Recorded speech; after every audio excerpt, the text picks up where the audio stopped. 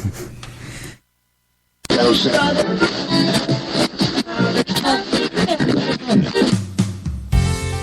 got it locked into New York's best talk, HTLA Radio 1, New York. Welcome to Real Talk. I am your host, the Intellectual Kate Taylor, and this is HTLA Radio 1, New York.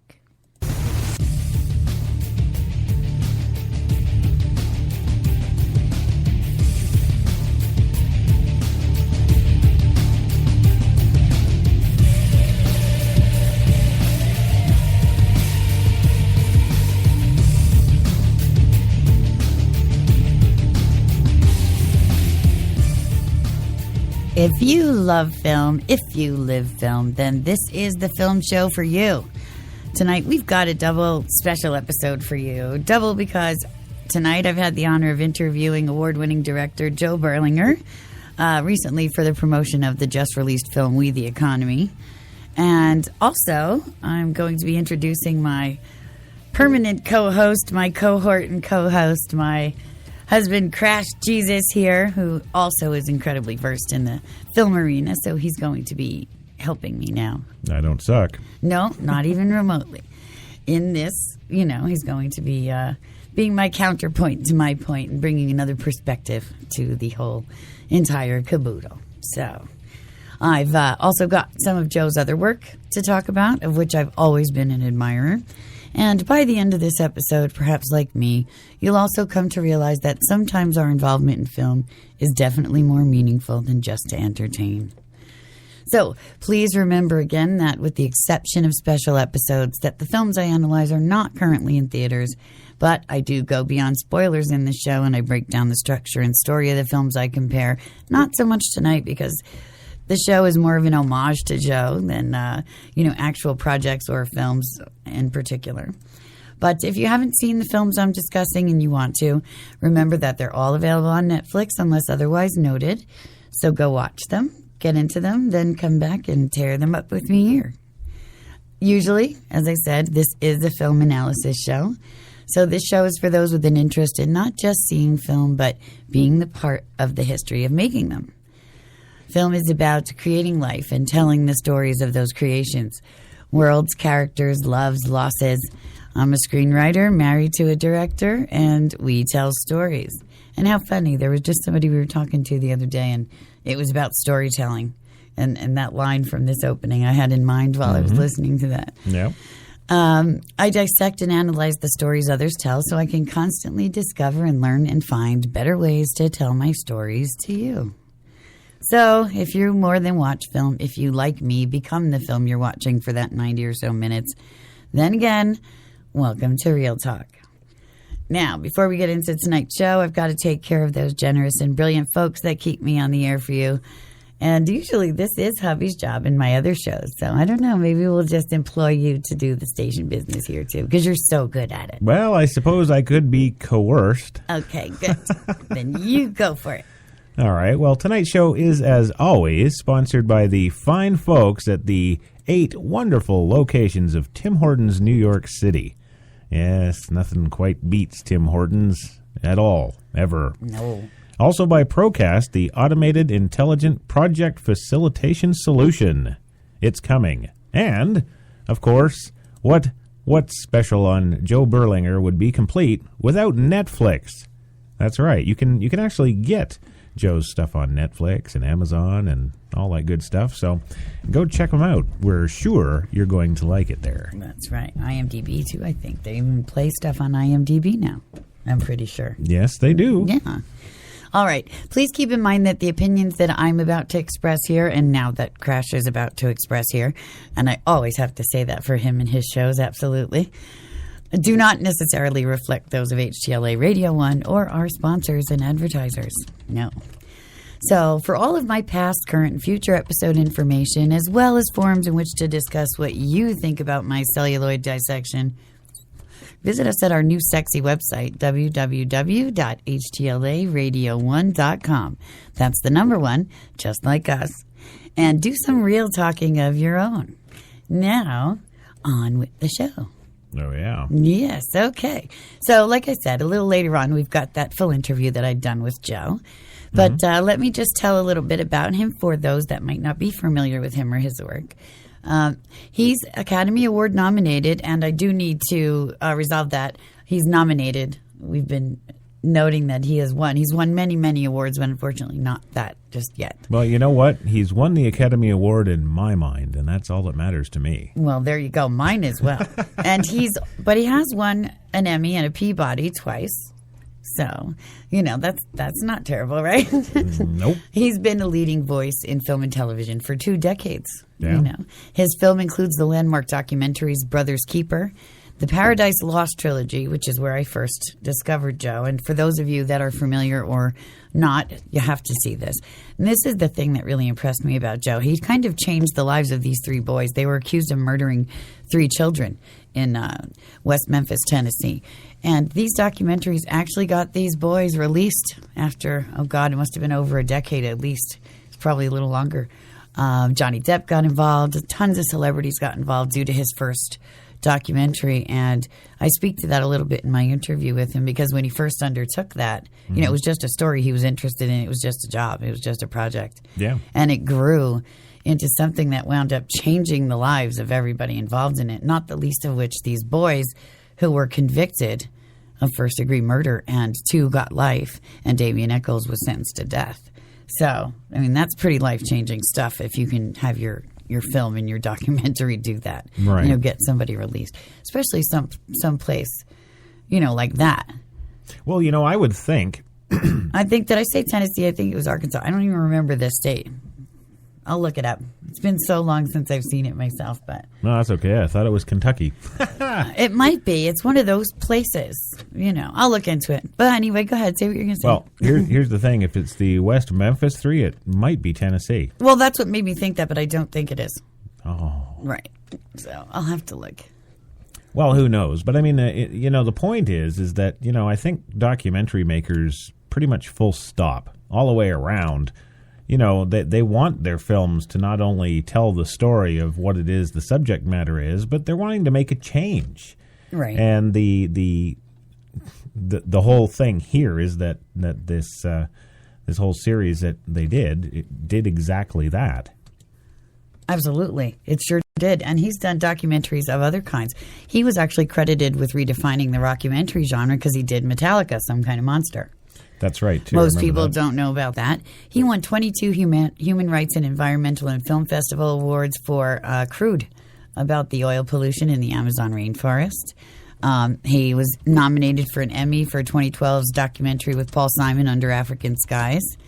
And he's earned 3 Grand Jury Prize nominations at Sundance, multiple awards from the Directors Guilds and the National Board of Review and the Independent Spirit Awards. So, this is someone who pretty much can't do a project without having it be recognized in some way. Yeah. And, that's just a testament to the quality of his work, I think.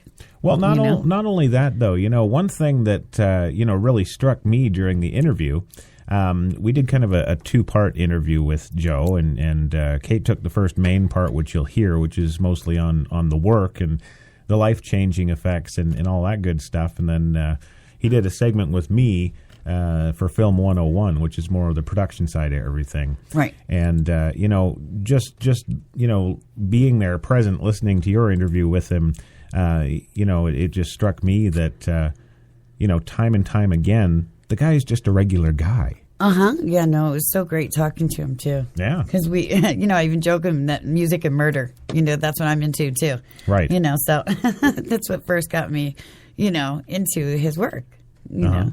And he also directed The Blair Witch 2, Book of Shadows, which is a huge favorite film of mine. I like the first one, but the second is an actual film. It's, not like... The first one was. It's not a found footage documentary. It's more like it's got a component of that, but it's an actual scripted narrative, right? Mm-hmm. And it launched the careers of every single person that starred in that film. Jeffrey Donovan, who starred in that, had his star shoot right to the top of the heap. He stars in Burn Notice with Gabrielle Anwar on USA. Oh, yeah. And he's been doing that show for years now. And, he broke out in Blair Witch, right? Mm-hmm. So, Yeah. well, you're not a TV series kind of guy like that, so that's why you don't know. But I know TV and I know film, more film than TV, but I still pay attention to TV as well. So Yeah. She talks to me about all the TV stuff, and I'm like, Gerard Depardieu? yeah, no, you totally know. But Arkansas, West Memphis, Arkansas. Yeah, see, I knew it wasn't. Say Memphis, it's Tennessee right away, but it's West Memphis, Arkansas. Right. Interesting. I should have this be Real Talk and cigarettes. Can I have a cigarette? Real talk. Oh, yes, of course. Since I don't have coffee, I'll What? have a... Our son would not go down to sleep today, and I can't come to the studio and do my work unless I know he's sleeping. I usually bring him with me wherever I go. Yes, so it was a royal pooch screw and a crazy cab ride. It was because, I can't. I usually take them with me wherever I go. I just don't leave them like that. I can't work. Well, if it was up to me, we just leave them. Yeah, I can't do that. They need to be with mommy, especially when they're that little, But I have to say, Gia is awesome big sister and babysitting. She's really, really good. But he just wants mommy, and that's it now at this age. So, yeah. Yeah. Yeah, so that's my tea and cigarettes. Right. Okay. So I want to talk a little bit about Paradise Lost because before we get into the interview, I just want to talk a little bit about some of my favorites that he's done. So it's a documentary about the gruesome triple murder in West Memphis, Arkansas, and the subsequent trials of the 3 subjects. Now, this is small-town America at its worst. There are 3 kids. They're dressed in black. They listen to heavy metal music, and right away, they're the murderers. And that was it. Nobody looked for any other suspects. They were supposedly Damien Echols was. What, you mean they never even looked for any young black kids? No, there aren't any there. Oh. There's no, it's Arkansas. Oh. Yeah. No. So they just never did. Supposedly Damien Echols was involved in Satanism. He was raised by a single mother who, if you watch the second one, she's just as loopy, gotta say. So it turns out to be way more complex. The way these boys were killed, it was obviously adult males that did this. If you watch the documentaries, you'll see. Mm-hmm. But it's very gruesome. It shows the autopsy photos of the children, which was the first time in my life. I've always been a true crime aficionado. Back in the days when Anne Rule was writing true crime books when she first got started. So I don't want to say how long ago, give my age away, but 1948. Not that long ago. But this was the first time I'd ever seen autopsy photos, of a child. And, this child was, castrated, all kinds of things. It was just, really? Yeah. And now I have a son, and it really adds a whole different layer of horror, in what you see there. But it was the most graphic of the crime documentaries I'd seen to that point. Right. And even from the first moment, though, that I heard about the case, I knew they didn't do it. Interesting. Just like I knew Susan Smith did. When everybody else believed her that somebody carjacked her, I knew she did it. Really? From the minute I saw that woman, I did. And the same thing with these guys. I knew they didn't. You keep that up, you might be a Nancy Grace one day. Oh, someday. That's my... No, it's all for more personal use, but just, I know what I know, and that's what I know. I don't know everything, but I know what I know. And I knew that. There you go. And that should be the segue to the new HTLA show. Just listen to Kate and you'll be fine. That's right. Just ask Kate. It's actually going to be a segment coming up on HTLA Radio 1. Maybe I'll throw it on. Well, I can't. Can I do shows on our other networks, or is that not allowed? I believe technically and legally, the fact that you're the CEO, you can do it on HTLA Radio 29 if you want. Oh, yay. Awesome. So maybe. And I do need more content for I know radio you too. do. So, That's hey, right. There you go. All right. Well, we'll see. But so that was the start of it in '96 when he started Paradise Lost. Yeah. Right? And then, that led to further questions. So then came Paradise Lost 2. Right. And that was just another brutal kind of thing that you go through. And now they're starting to actually look into alternative theories of the murder. Mm-hmm. And that was about, they accused one of the stepfathers, which now I don't want to give it away because I want you to be able to go watch it. But it turns out that they suspected one of the stepfathers and stuff, which I always figured it was something like that, a situation like that. But this went on for a really, really, really long time. Yeah. And finally these boys spent, like I said, Damien Echols on death row and the other two, life. And, Miss Kelly had an IQ of like 38 or something like that. I mean, he's the one who confessed and started the ball rolling. And, it was shown that it was a goaded confession, all that kind of stuff. Yeah. But the thing that impressed me, because the show's about Joe and not really about the documentaries, they're just amazing as they stand. So much so that, it drew the attention of celebrities and media personnel and people all around the world. Damien Echols wound up marrying a girl who ran his website to free the West Memphis 3. Wow. So, yeah, I mean, that's the impact that this trilogy of films has had on these people's lives, and to accomplish something like that. It's huge, and he didn't set out. And this is a no ego kind of guy. No. No. So it's just really amazing. But that's what I'm saying, just to start on that and then, 3 films later until you get to the bottom of this mystery and commit to writing what you have discovered during the first film of your work that is an injustice and a miscarriage of justice, and then to commit to making as many films as it takes, to get this righted. Right.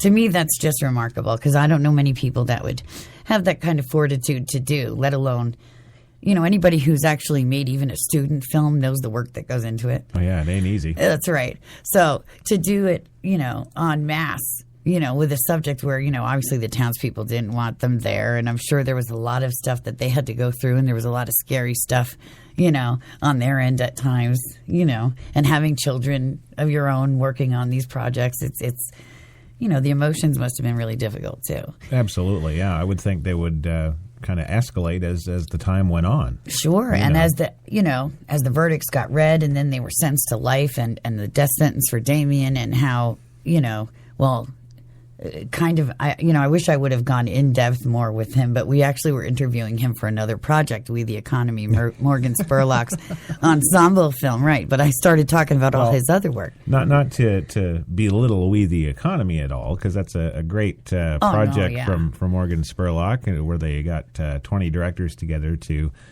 kind of enlighten folks about the economy and financial matters. You loved it. Yeah, I did.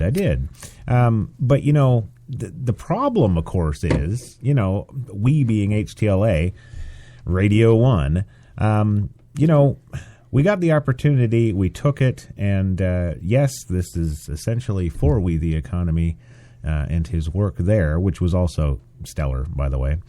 But also, the fact that, this particular individual's career is so poignant, and it's poignant for a lot of different reasons, of course, obviously, as the awards, the shelves of awards he's got will attest to, but it's important because this particular West Memphis 3 situation that you're talking about, I think that's actually also another first. He's done another first in filmmaking and storytelling. Right. Nobody, that opportunity was so unique and so unto itself. Right. It was just absolute kismet. That's what I say in the interview. I use that exact term. Most people, you do a documentary about a crime or about some event, and it's in, it's in the past. Bill Curtis, Men in Prison. Right. Like it's 2020 hindsight. The events happened. You can't affect any change on it. Right. But this is somebody who came in at that moment when these boys first started suffering this fate. I mean, imagine being imprisoned for a decade, losing your youth. These kids were 18, 19, 17, 18, 19, and that's it. And they were in jail for I don't know how long. Like I said, I haven't watched the films in ages, but, it's just astounding to me. And they're only free and alive and have the ability to continue on with their lives now because of this film.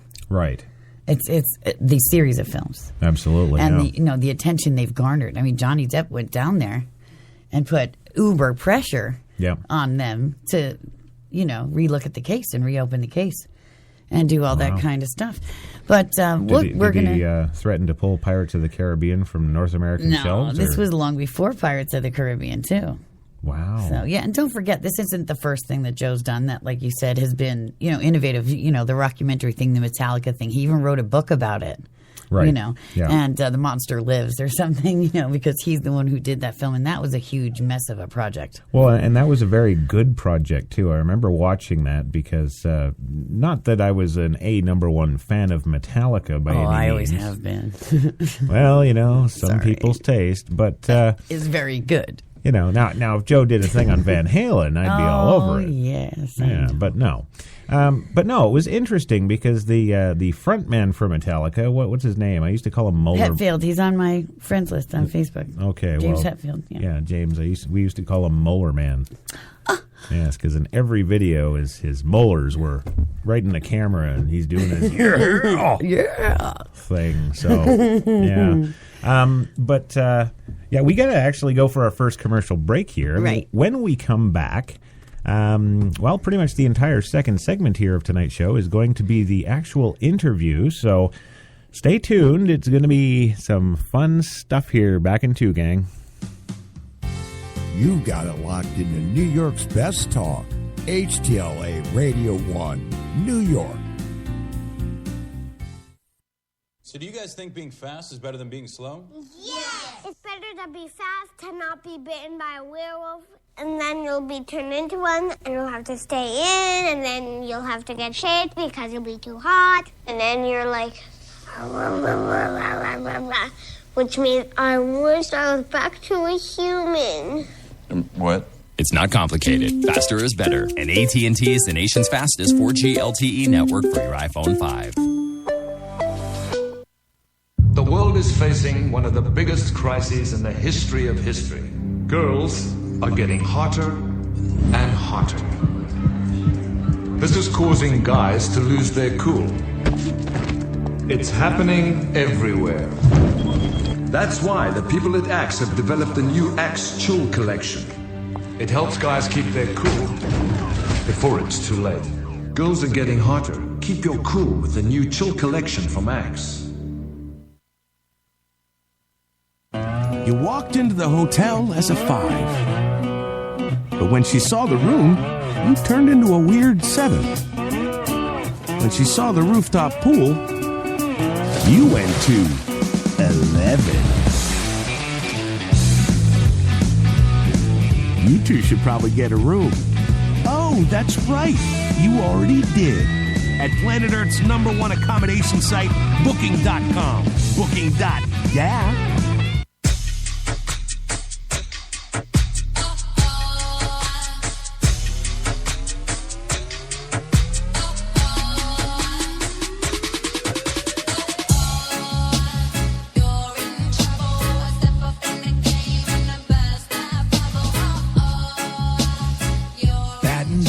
Glasses. White Rum has a new captain.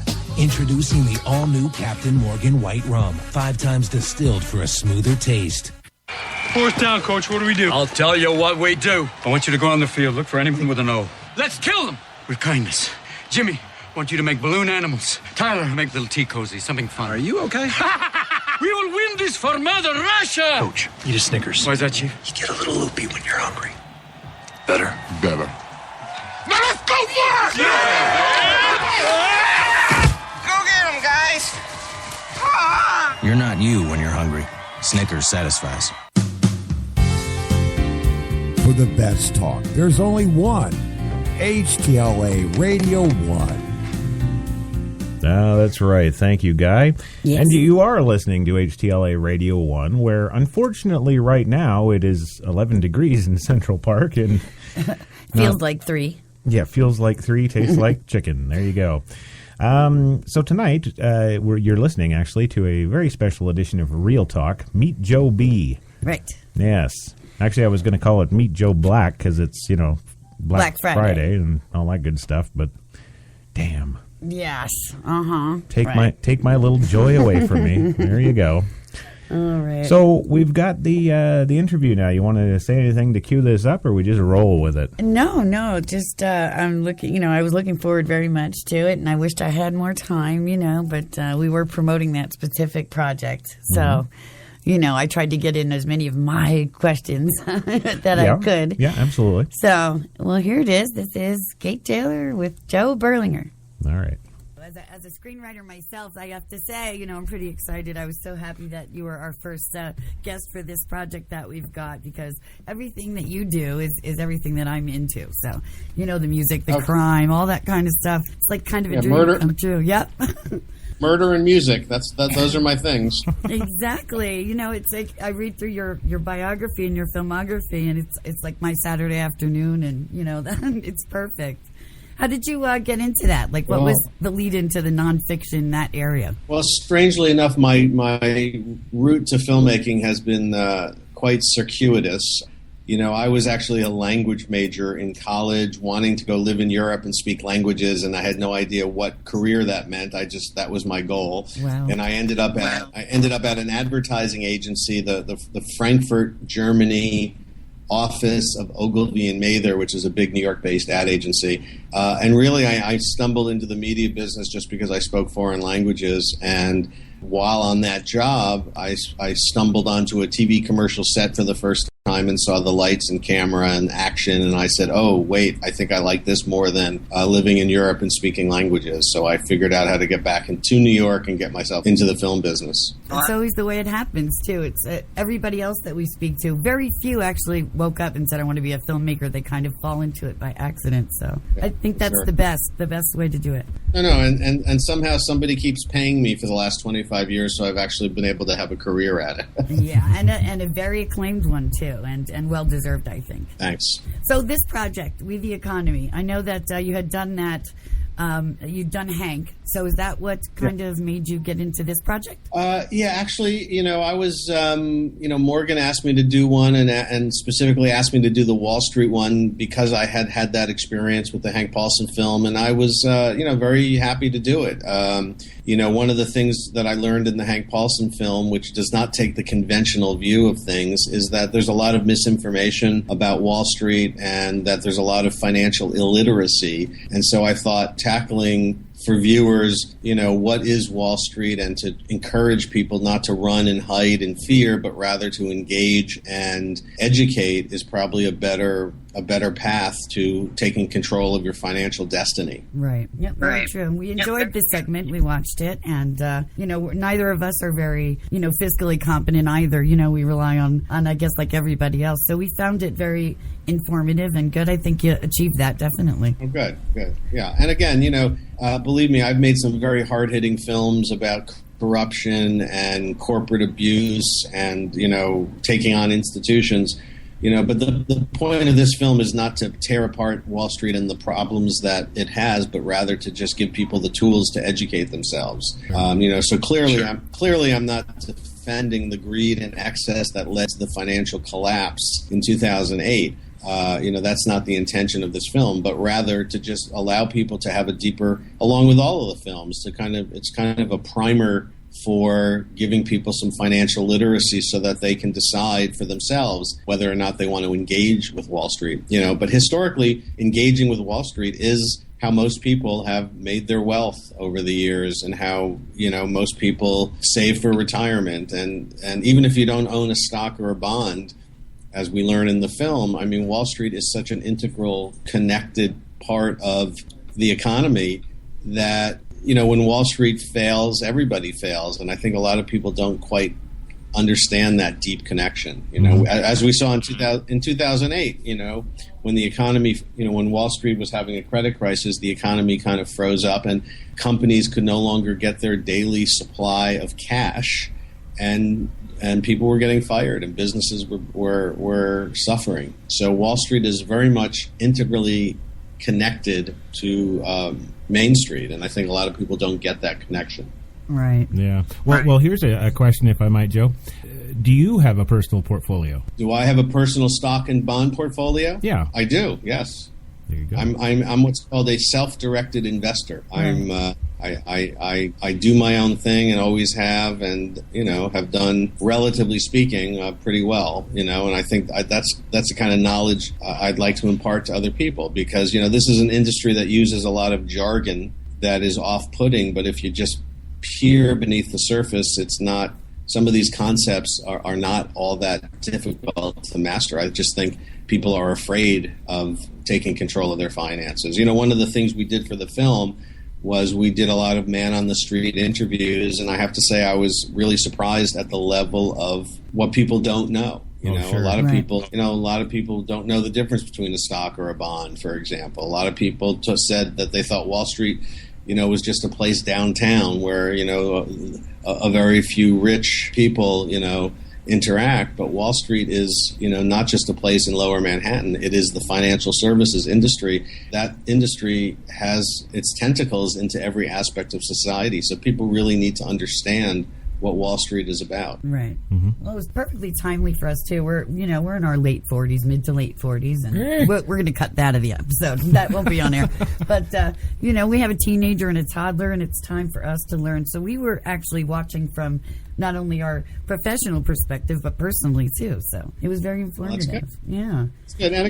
And again, that's not to say that there aren't dangers and pitfalls. I mean, in any place, any institution where lots of money is dealt with, it attracts the good and the bad, and people need to be careful and cautious and make sure you're getting advice from the right person. But to completely boycott Wall Street because people think it's just a bunch of wealthy people out to hoodwink everyone else is not really understanding a basic economic engine that could provide some security for them. If you took $1,000 at the depth of the market crash in 2008, if you took, and obviously it's hard to call what's the bottom of the market, but if you had taken $1,000 at, when things were at their worst, when everybody was selling and running, and you had put it into the market, you would have doubled your money today. Right. There's never been a 45-year period where the stock market isn't higher at the end of the 45-year period than when it began in the approximately 300-year history of Wall Street. So these are things that people, again, I'm not advocating investing for everybody, and that's not the point of the film. No. But I think it's better to make a decision not to engage based on knowledge than fear. Right. And it achieved that, and that we were among those, we had an ignorance of what the process was, and so we shied away from it. I did real estate a long time before I got into entertainment, so most of our stuff is real estate based, but to diversify now, I'm not as afraid as I was prior, so it achieved it. So for the film, obviously we want to promote the film and do these things, but personally, I do need to ask some questions for my Real Talk listeners, because I'm a horror screenwriter, so that's my genre, and I do a lot of that sort of thing. So obviously, all of your stuff, like the Raising Hell documentary, Clive Barker, it's one of the things, like all that Stephen King and Clive Barker and Cronenberg, those are what got me into it, so I find all that stuff incredibly fascinating. So are you a horror fan, like, overall, or when you were growing up? Yeah, well, I love Clive Barker. I think he in many ways transcends the genre. He's a fascinating guy who's never been explored in a documentary before. So that's my interest in him. And of course, I'm responsible for one of the worst sequels in the history of cinema, Blair Witch 2. Oh, I loved it. I loved that so much. I watch it every time it's on. So I don't think so.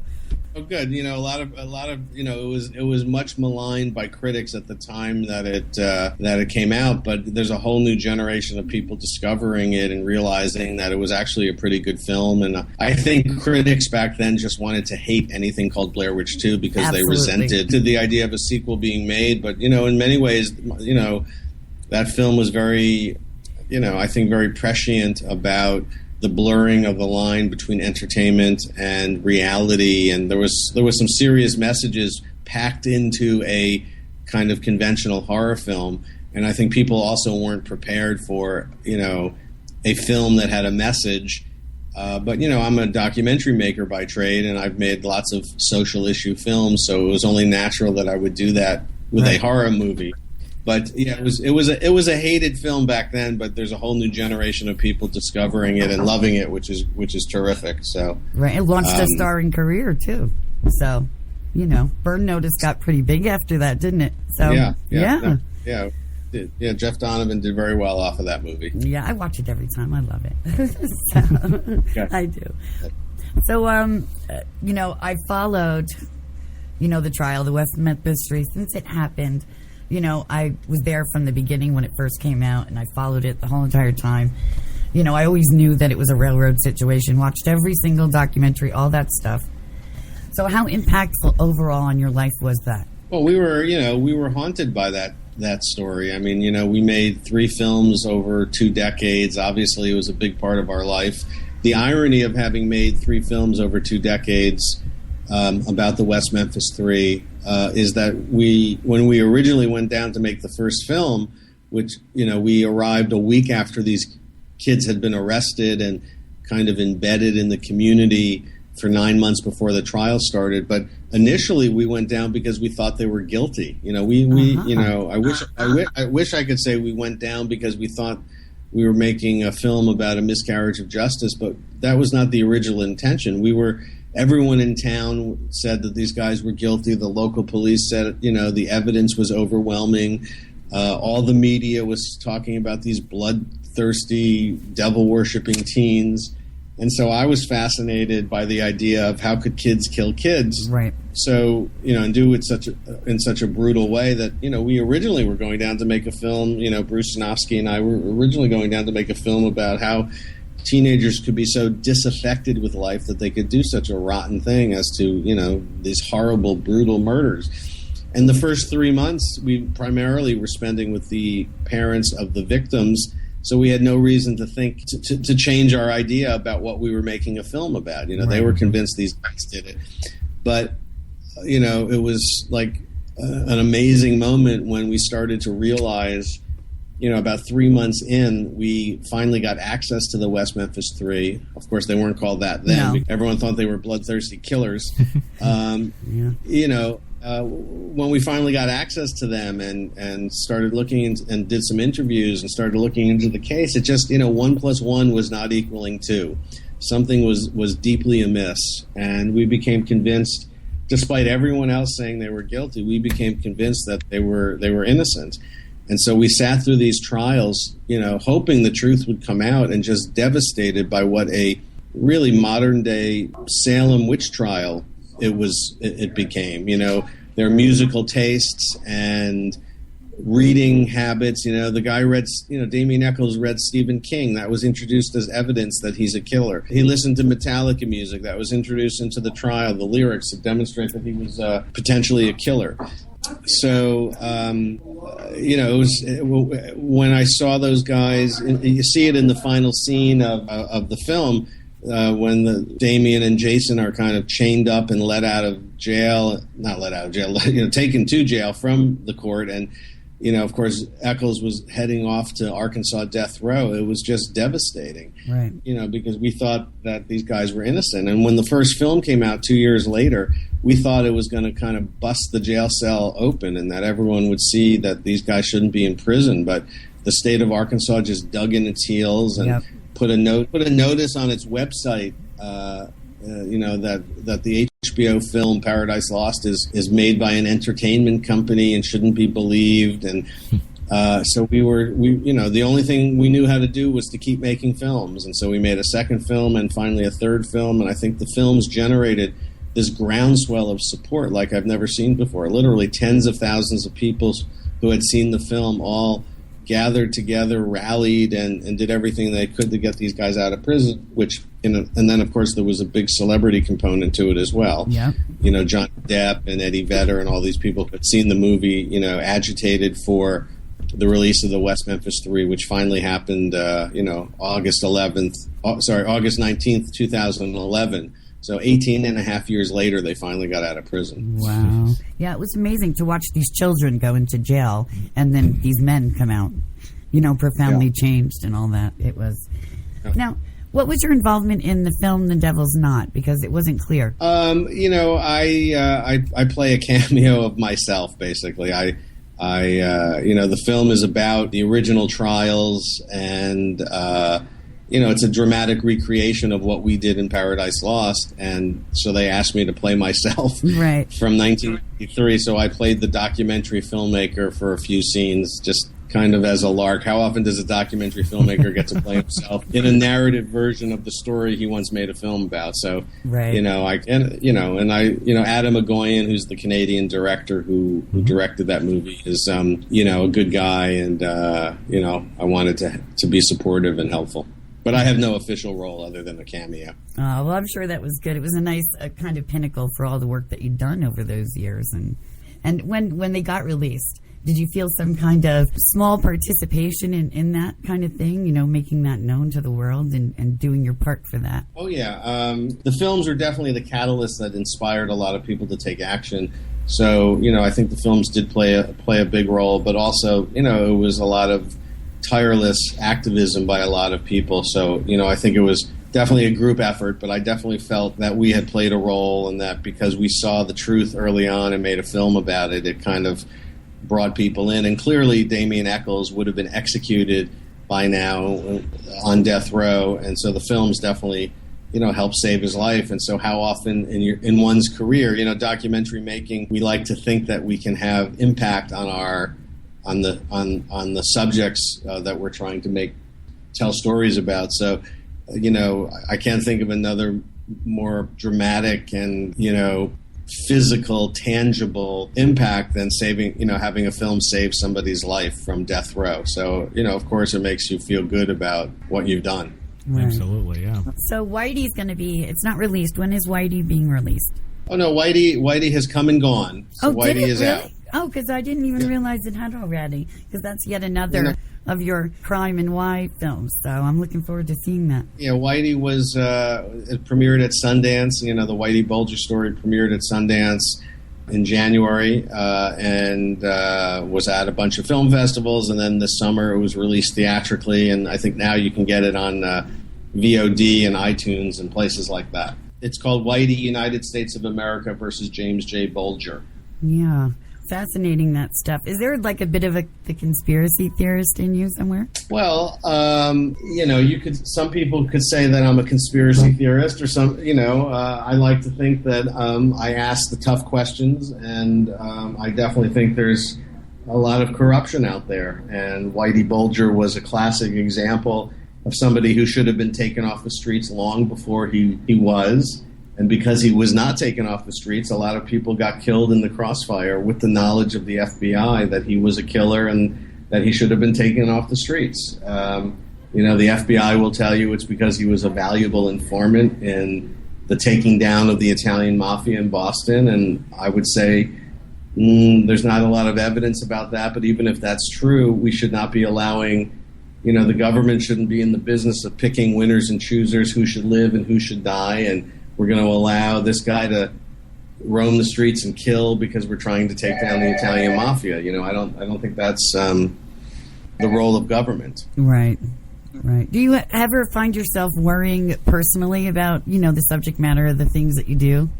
Sometimes I worry. I made a film about a lawsuit about pollution in the Amazon rainforest, and then got into a legal tangle with Chevron over the movie.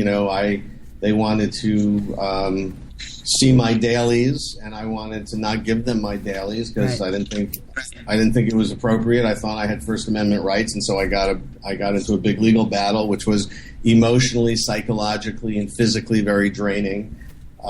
Sometimes when you tangle in this business, you come up against strong forces, and so you always have to kind of look over your shoulder. Right. If they wanted my dailies, I would have sent them nothing but Mickey Mouse reruns. There you go. That's the dailies. Yeah. Well, it's the stuff that you do, it's valuable. And now, just you in particular, up-and-coming filmmakers, because like I said, we do a heavy indie kind of initiative. We try and do as much as we can for that segment too, because so many talented people out there without access. Your career in particular is just a snapshot of what could be, if you follow your own, path and just do it. And, the impact that you've had, it's a remarkable thing. It's just a remarkable story, yours in particular. I hope somebody does yours someday, because... well, I don't know about that, but I definitely feel blessed that I've had I've been able to, do this career. As I tell my children, never beats working for a living. Right, yeah. Oh, gosh, yeah. Well, I do appreciate it. Everything. Thank you so much. And we're back. There you go. That's the interview with the one, the only, Mr. Joe Berlinger. And it was so much fun, too. I really did enjoy that. Yeah. Yeah. Absolutely. And the for the live uncensored cut, you can listen to Film 101, and I'll put that out. Yeah, because then Hubby interviewed him later on, more about the production side of his work. Yes. I'm all about the peep side, Yes. The peep side. That's right, the meep side. So here's again, getting back to Joe. Here's somebody with a pretty amazing career that it doesn't seem to have gone to his head. He's not even remotely. No. Yeah, I wonder if that's because of his wife. Usually it is. I don't know. We keep you grounded. Is that what it is? We make you change diapers, and then it doesn't matter how good your films do. So, all right. Well, it could be that. Yeah. It could be. Yeah. Right. But, he just seems like an all-around amazing guy. Absolutely. So, and he is from our generation, and, anybody who's into horror and heavy metal can't be that bad, in my book. So. Well, there you go. But there was that time not so long ago where, you were going to hell. Oh, I know, right? And he's an East Coaster, so he's from Connecticut. That's right. So, we've got that in common, too. Well, we got to go for another commercial break here, and when we come back, we're going to talk all about it. So hang out. We'll be back in 2. You got it locked into New York's best talk, HTLA Radio 1, New York.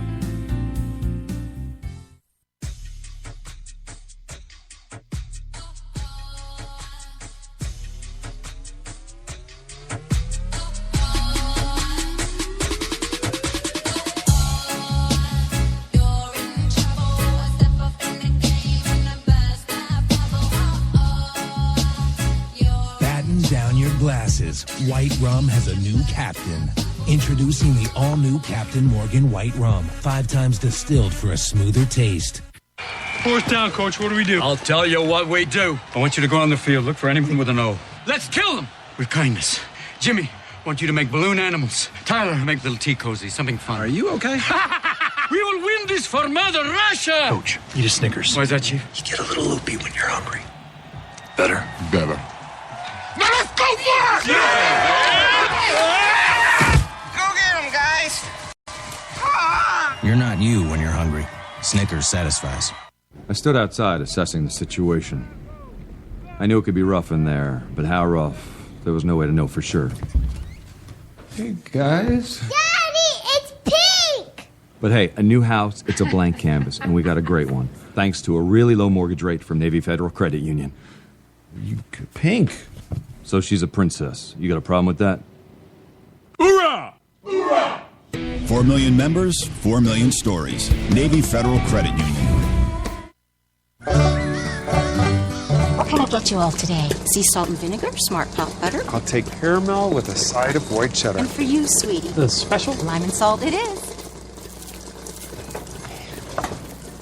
You guys ever get tired of just eating popcorn?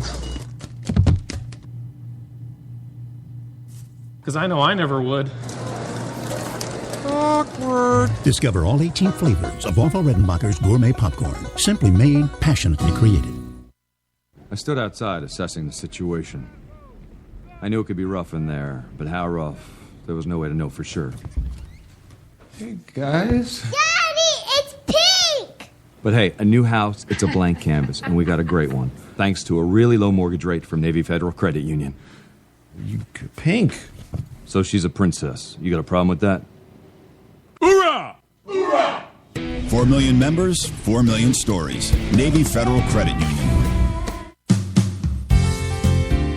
For the best talk, there's only one. HTLA Radio 1. The sweet sounds of the soft hits of the 80s and 90s. I love that. That's a nice comeback. I like that. Did you like that? That's I thought that was great. It was. That's our new host of HTLA Radio 2 The product. star of HTLA Radio 2. Yeah, Guy Shea. Yes. Yes, the rageful man himself. The golden throat. The sports rage-ster. Yeah. Well, he did the voiceovers for me earlier today, and I thought, okay, well, let's lay this down on a bed of music and bake it up and see what we get. And, well, it's very pretty. It's soothing. We've got some pretty gnarly audio beds to throw down, and but where he came from. He came from that shock jock era, right? Exactly. So I thought I'd take him down a little bit with a little easy listening. And I think it worked. It was really, really cool. Thank you. I actually, it relaxed me before Faders Up. It was great. There you go, and that's what it's all about, so that we right. don't have accidents where we're coughing and swearing on the air. Well, the swearing you seem to have issue with. I don't have an issue with it. Cigarettes. Seems to me that some CEO keeps getting up my butt about it. Well, I'm talking about the three, ethnic MFers today on coffee and cigarettes, maybe. Yes, but they were MFers. See, I listened to the show today. You're back with actually Real Talk today, That's not right. coffee and cigarettes. No. 29 degrees Central Park. Clear, no snow. Right. All right. For a month and a half ago. Right. Yeah. What? I don't know. Yes, you do. Anyway, you're back, and we just listened to that really fun, awesome interview that I did with Joe Berlinger. Mm-hmm. And such a nice guy, really nice. And I'm looking forward to his future works. And that's the one thing I hadn't gotten a chance to ask him that I would have liked to, because, he did that one, the Blair Witch film. Okay, Blair Witch 2. Blair Witch 2, Right. right? Book of Shadows, which was a tiny bit found footage, but other than that, a scripted narrative. And because this is Real Talk, so I'm supposed to be dissecting these things. But, to me, it's more of an homage to Joe tonight, because everything that he's done has been commendable and acclaimed, et cetera, Yeah. and innovative in this industry of, a great deal of nonfiction as well. And a great deal of non-innovators. Well, that too. But we've been fortunate enough to, interview a lot of innovators too. Sure. Actually, we have. Yeah. And that's been kind of, no, you know what? I'm not even going to say a lucky thing, because we're just awesome here at HTLA. That's right. So, of course, they're going to come here. Sure, because we treat them as, as the others don't, I think. Yeah. I do. But, so I should be analyzing them. But, there's no need for me today. I'm just kind of, in admiration of the subject matter. And I wasn't kidding when I said it would be kind of remarkable at some point for somebody to kind of do a biopic about him. Oh, absolutely. I couldn't agree with you more. In fact, I was actually, when we were talking to him, I was surprised it hadn't already been done. Well, he's not quite done yet. He's still young. He's only 8 years older than you and I, so he's just getting rolling, really. Yeah, but we don't have to wait till you're 74 years old in a tent somewhere in Africa, Clint hasn't made one yet. No, there would be something And pretty there's heavy going hitting, too. to be, I'm sure, anybody who would do that, right? Damn. But, even Clint Eastwood, who's, such a high-profile director and someone else who's kind of innovated so many things about filmmaking with the way he makes film. Yeah. Hasn't even really had that kind of human impact that Joe's works at. No, He's never very freed true. anybody from death row. And it doesn't get more poignant and profound than that. And then he did the Whitey Bulger documentary, and that's where my conspiracy theorist question came from. Oh, okay. Because, he's associating, Whitey Bulger with the CIA and all that kind of stuff, and as an informant, and so I was wondering if he was going to start kind of getting into the, Michael Moore territory with conspiracy theorists and stuff. I'm glad that he's really not. Yeah, I think he's got a little more taste than that. Well, I'm sure. Well, as we've seen, sure. Although, I got to say, I have an appreciation for Michael Moore films. So do I, sure. They have their own niche. Well, maybe we'll do that someday on Real Talk. But I would like to see him do more narrative, though. I would like to see him do more pure storytelling. Joe. Yeah. The documentary and nonfiction stuff is great. It's he's really expert at it. But I'd love to see more like of his film. Okay. So here's a little game we'll play for the last few minutes of the show. Okay. What one thing... I like games. What one thing is your favorite thing about Joe Berlinger? Oh, gosh, that's a really tough one. Dun, well, dun, dun. Okay, that we have the same interests. You know, we're both, into the same music and the same subject matter and, Okay. So that's my favorite thing, is that I could talk to him probably for hours and hours and hours about music or about horror films or novels or, whatever, or about true crime or, right. whatever it is. Okay, good. Fair enough. Good answer. I'll give you that one. Okay. Now, what is the one thing that you least like about Joe Berlinger? Oh, that's a really hard one. That he doesn't do enough narrative film. That it's mostly nonfiction. I'd love to see, like I said, more of his, storytelling, pure storytelling. I was gonna say that you probably thought it was that he didn't spend enough time on HTLA. Well, that too, yeah. The interview could have been longer, but I did appreciate he called from home. He took the time out to actually do this interview, so it was great.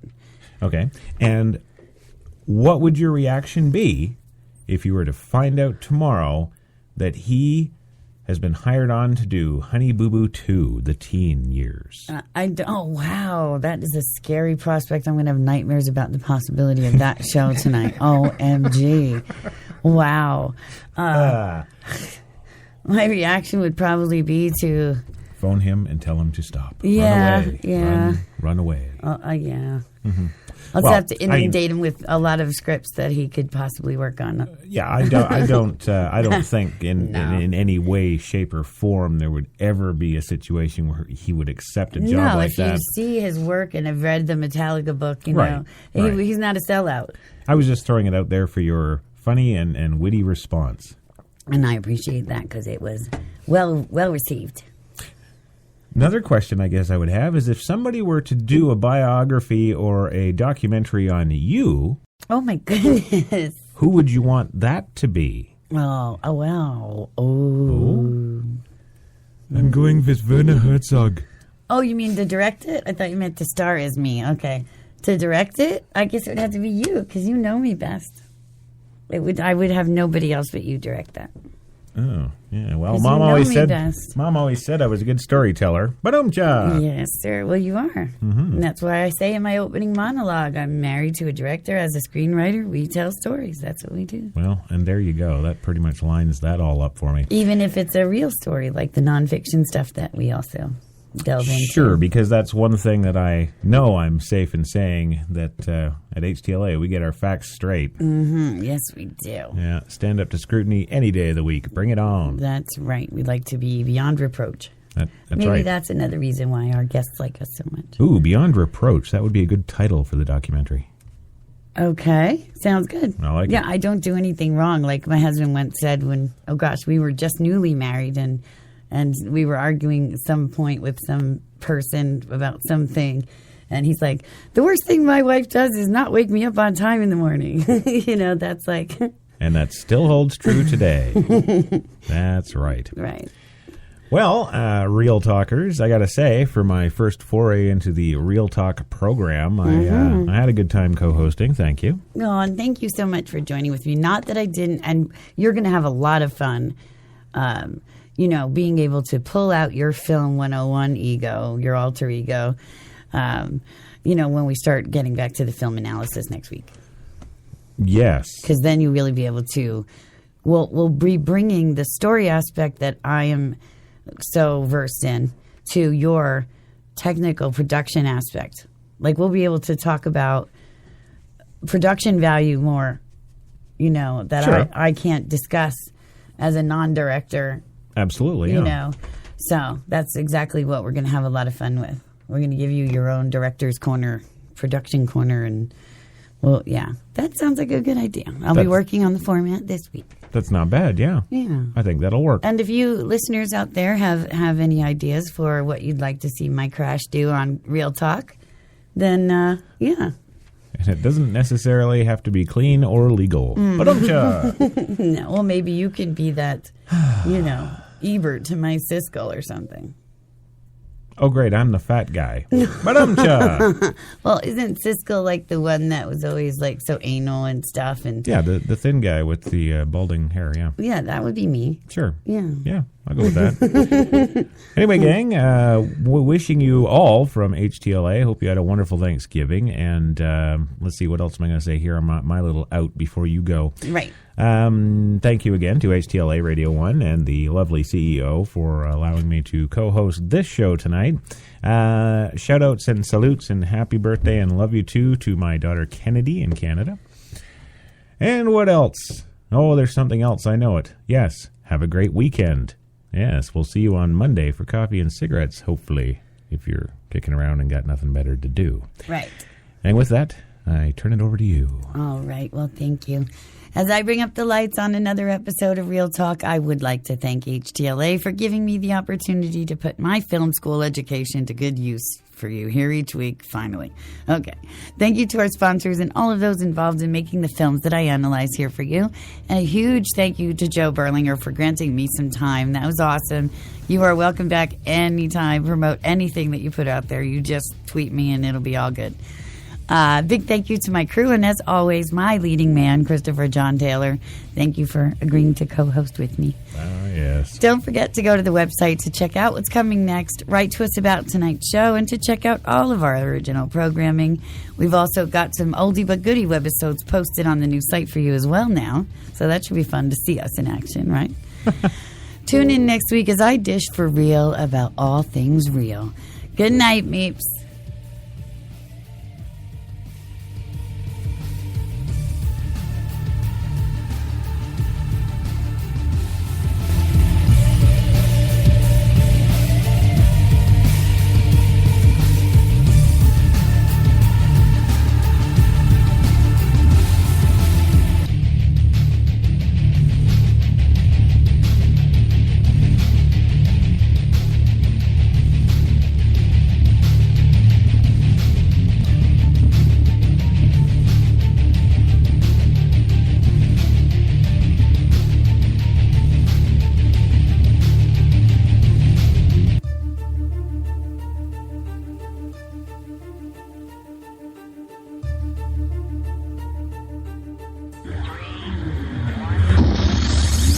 HTLA Radio 1.